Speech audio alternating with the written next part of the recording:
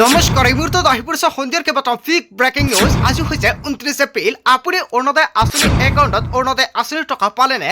যদি এতিয়াও টকা পোৱা নাই অতি শীঘ্ৰে দিয়ক অভিযোগ। লগে লগে আপোনালোকৰ একাউণ্টত অৰুণোদয় আঁচনিৰ টকা মুখ্যমন্ত্ৰী ডক্টৰ হিমন্ত বিশ্ব শৰ্মাই সোমাই দিব। যদি আপুনি PM কিষাণৰ হিতাধিকাৰী PM কিষাণৰ কিস্তিৰ টকা ৰিলিজ কৰিব তাৰিখ ঘোষণা কৰিছে মোদী চৰকাৰে। যিসকল হিতাধিকাৰীয়ে চৰকাৰী কৰৰ বাবে জিঅ'ৰিং কৰিছে চৰকাৰী কৰৰ প্ৰথম কিস্তিৰ টকা ৰিলিজ কৰিব সকলোৰে বেংক একাউণ্টত। যদি আপুনি চৰকাৰী কৰ পোৱা নাই তেন্তে ভাল খবৰ। আত্মসহায়ক প্ৰতিজন মহিলাৰ বেংক একাউণ্টত 25,000 টকা সোমাব। যদি আপুনি 10,000 টকাৰ চেক পাইছে তেন্তে আপোনাৰ বাবে এটা ভাল খবৰ আহি পৰিছে। ৰেচন কাৰ্ড থাকিলে জনতাই লাভ কৰিব বেংক একাউণ্টত টকা। লগতে কেইবাটাও ৰাজনৈতিক খবৰৰ লগতে অৰাজনৈতিক খবৰ যুগুত কৰা হৈছে। আজিৰ দিনটোত গোটেই অসম তথা ভাৰতৰ বিভিন্ন প্ৰান্তৰ পৰা যুগুত হৈছে কেইবাটাও ডাঙৰ খবৰ। এনেবোৰ খবৰ নিতৌ পাই থাকিবলৈ চেনেলটি ছাবস্ক্ৰাইব কৰি ভিডিঅ'ত এটা লাইক কৰিবলৈ নাপাহৰিব। আজিৰ আমাৰ প্ৰথম খুবেই গুৰুত্বপূৰ্ণ খবৰ হৈছে অসমবাসীৰ বাবে এটা ডাঙৰ খবৰ। আপুনি পালেনে অৰুণোদয় আঁচনিৰ ধনৰাশি? অৰুণোদয় আঁচনিৰ ধন নোপোৱা মহিলাৰ বাবে ডাঙৰ খবৰ আহি পৰিছে। এতিয়াও যদি ধন পোৱা নাই ফোন কৰক। লগে লগে লাভ কৰিব আপোনাৰ বেংক একাউণ্টত 1250 টকা। ধন নোপোৱা মহিলাসকলৰ বাবে চৰকাৰে মুকলি কৰিছে হেল্প ডেস্ক আৰু ফোন নম্বৰ। ফোন কৰি দিয়ক আপুনি অভিযোগ। ফোন নম্বৰটো হৈছে 1800202626। পুৱা 10 বজাৰ পৰা সন্ধিয়া 6 বজালৈকে ফোন কৰি দিব পাৰিব অভিযোগ। এই নম্বৰতে ৰাজ্যৰ বিদ্যুৎ বিভাগে মুকলি কৰিছে হেল্পলাইন নম্বৰ। আপোনাৰ একাউণ্টত অৰুণোদয় আঁচনিৰ টকা আপুনি প্ৰতি মাহতে পায় নেকি? যদি নাপায় তেনে ক্ষেত্ৰত আপুনি দিয়ক অভিযোগ। লগতে পুনৰ অৰুণোদয় আঁচনিৰ টকা কিমান তাৰিখত সোমাব বেংক একাউণ্টত?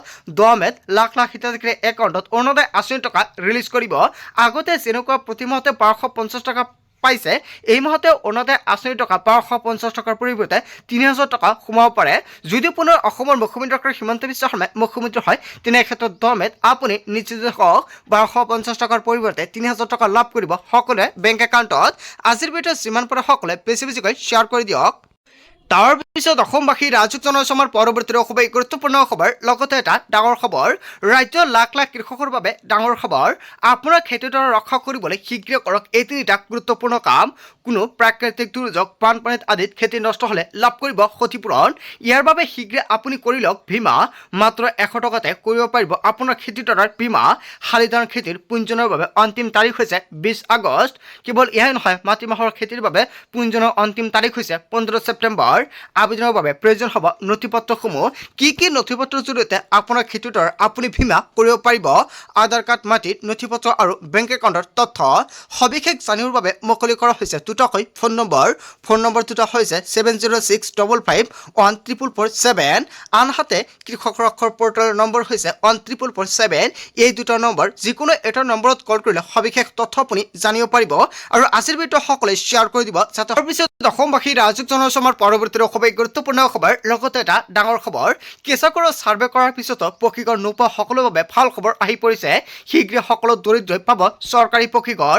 সকলো দৰিদ্ৰ পৰিয়ালৰ বাবে কেন্দ্ৰ চৰকাৰে নতুনকৈ দিব ছাৰ্ভেৰ সুবিধা। শীঘ্ৰে আৰম্ভ হ'ব নতুনকৈ চৰকাৰী কৰ ছাৰ্ভে। যদি আপুনি চৰকাৰী কৰৰ বাবে জিঅ'ৰিং কৰিছে আপোনাৰ বাবে অত্যন্ত ভাল খবৰ।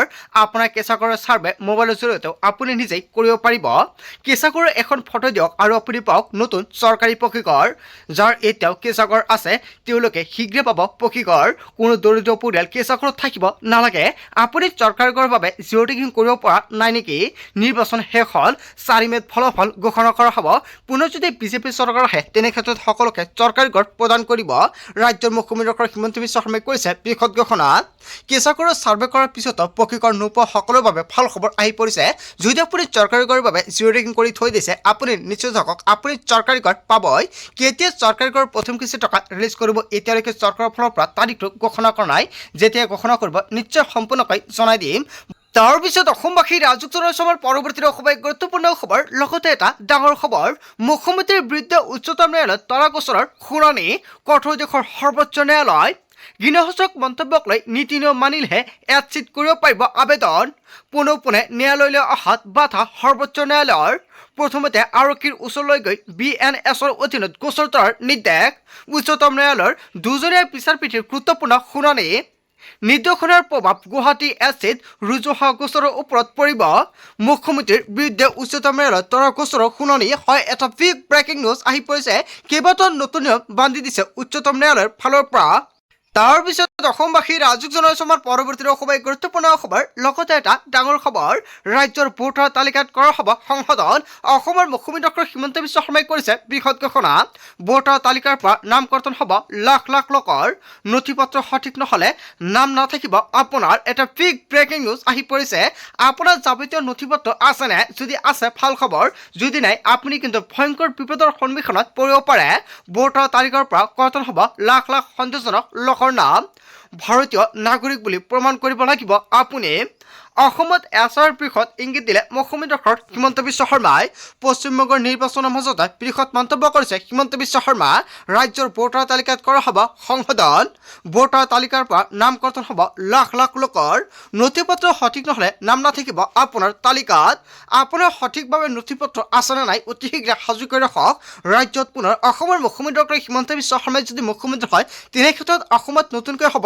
এছআইআৰ প্ৰক্ৰিয়া অসমৰ জনতাই এছআইআৰ প্ৰক্ৰিয়া বিচাৰ নাই কমেণ্ট কৰি জনাই দিব ভোটাৰ তালিকাৰ পৰা কৰ্তন হ'ব লাখ লাখ সন্দেহযুক্ত লোকৰ নাম এছআইআৰৰ জৰিয়তে লাখ লাখ সন্দেহযুক্ত লোকৰ নাম কৰ্তন কৰাৰ নিৰ্দেশ তাৰ পিছত অসমবাসী ৰাজুক জনাইছো আমাৰ পৰৱৰ্তী খুবেই গুৰুত্বপূৰ্ণ খবৰ লগতে এটা ডাঙৰ খবৰ ৰাজ্যত ধুমুহা বৰষুণৰ ত্ৰাস 24খনকৈ জিলাত এলাৰ্ট জাৰি কৰা হৈছে নামনি অসম আৰু উত্তৰ অসমত বতৰৰ ল'ব কালৰূপ ইতিমধ্যে ৰাজ্যৰ বিভিন্ন প্ৰান্তত প্ৰবল বৃষ্টিপাত আৰম্ভ 24খনকৈ জিলাত বতৰৰ ল'ব ভয়ংকৰ ৰূপ দক্ষিণ শালমৰা মানকাছাৰ ধুবুৰী কোকৰাঝাৰ গোৱালপাৰা বঙাইগাঁও চিৰাং বৰপেটা বাক্সাত হাই এলাৰ্ট জাৰি কৰা হৈছে নলবাৰী কামৰূপ মেট্ৰ' দৰঙত এলাৰ্ট জাৰি কৰা হৈছে ওদালগুৰি শোণিতপুৰ পশ্চিম কাৰ্বি আংলঙত এলাৰ্ট জাৰি কৰা হৈছে আপুনি বৰ্তমান কোন জিলাৰ বাসিন্দা আপোনাৰ জিলাত বৰ্তমান বতৰৰ পৰিস্থিতি কেনেকুৱা হোজাই কাৰ্বি আংলং ডিমা হাছাও কাছাৰত হাই এলাৰ্ট জাৰি কৰা হৈছে ৰাজ্যত ভয়ংকৰভাৱে ধুমুহা আৰু বৰষুণৰ সৃষ্টি হৈছে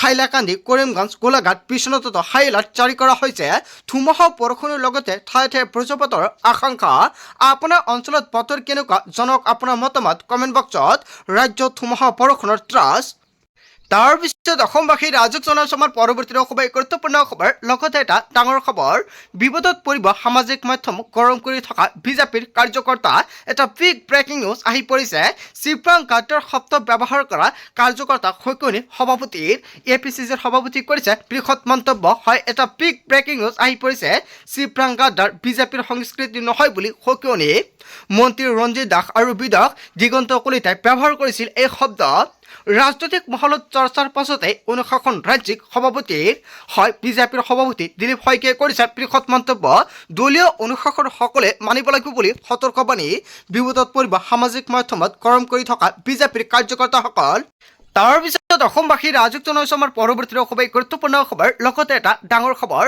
মাছমৰীয়া আৰু মৎস্য ব্যৱসায়ীৰ বাবে ডাঙৰ খবৰ আহি পৰিছে 15 জুলাই পৰ্যন্ত নিষিদ্ধ মাছ মৰা নিয়ম উলংঘন কৰিলে লগে লগে কৰা হ'ব গ্ৰেপ্তাৰ মীন আইন 1897 আৰু 1953 চনৰ অধীনত কি হ'ব শাস্তি নদী দোৱা আৰু বিলত মাছ ধৰা নিষিদ্ধ হাতৰ পৰা 14 চেণ্টিমিটাৰতকৈ সৰু গড়ৰ জাল মৰা সম্পূৰ্ণ নিষিদ্ধ আৰু 1 চেণ্টিমিটাৰতকৈ কম গড়ৰ জাল মৰা বছৰজোৰা নিষিদ্ধ ঘোষণা কৰা হৈছে মাছৰ প্ৰজননৰ প্ৰতি লক্ষ্য ৰাখি এই সিদ্ধান্ত গ্ৰহণ কৰিছে বৰপেটা জিলা প্ৰশাসনে জাৰি কৰিলে নিৰ্দেশনা মাছমৰীয়া আৰু মৎস্য ব্যৱসায়ৰ বাবে ডাঙৰ খবৰ আহি পৰিছে আপোনাৰ গাঁও বা অঞ্চলত যদি এনেকুৱা দেখে লগে লগে ডাইৰেক্ট দিব অভিযোগ তাৰ পিছত অসমবাসী ৰাজুক জনাইছো আমাৰ পৰৱৰ্তী খুবেই গুৰুত্বপূৰ্ণ খবৰ লগতে এটা ডাঙৰ খবৰ মমতা বেনাৰ্জীক থকা ৰাহুল গান্ধীৰ মোৰ বিৰুদ্ধে 36টা গোচৰ তুলিছে বিজেপিয়ে কিন্তু মমতা বেনাৰ্জীৰ বিৰুদ্ধে গোচৰ 0 মমতা বেনাৰ্জীৰ আছে বিজেপি প্ৰীতি এনেকুৱাকৈ কেইবাটাও বৃহৎ প্ৰশ্ন উত্থাপিত কৰিছে